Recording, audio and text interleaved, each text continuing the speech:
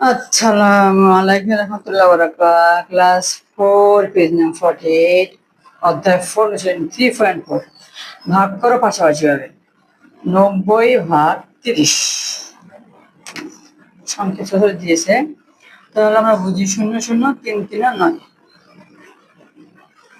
wow,